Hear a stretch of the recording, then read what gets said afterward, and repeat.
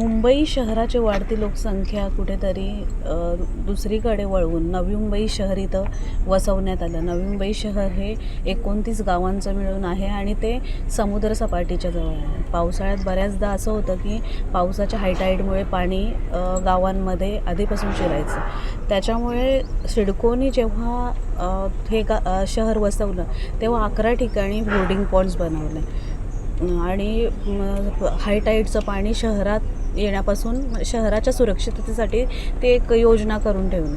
आता असं झालेलं आहे की जे होर्डिंग पॉईंट्स आहेत त्याच्यातलं वाशी आणि CBDचं जे होर्डिंग पॉईंट आहे त्याच्यामध्ये मँग्रोव्जमुळे किंवा अतिरिक्त गाळ साचल्यामुळे दरवर्षी पावसाचं पाणी लोकांच्या घरांमध्ये हायटाईडच्या वेळी जातं आणि CBD पूर्ण म्हणजे पाण्याखाली जाते.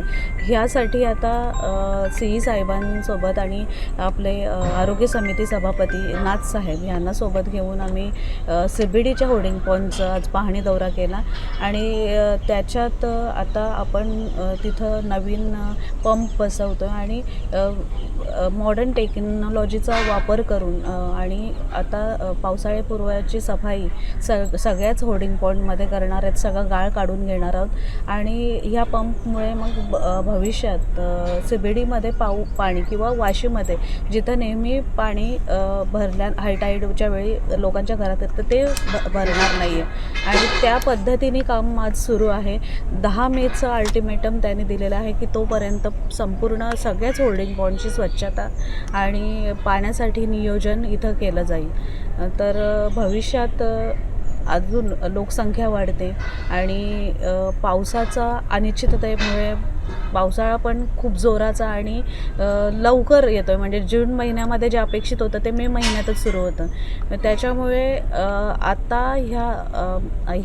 हाच वेळ आहे जेव्हा त्या होर्डिंग पॉईंटची स्वच्छता होऊ शकते आणि मग भविष्यात होणारे जे पूरस्थिती त्यापासून CBD वाशी इतर ठिकाणी होर्डिंग पॉईंटच्या माध्यमातून शहरात पाणी शिरत नाही, पण वाशी आणि CBDमध्ये ते जास्त प्रमाणात जाणवलं जातं.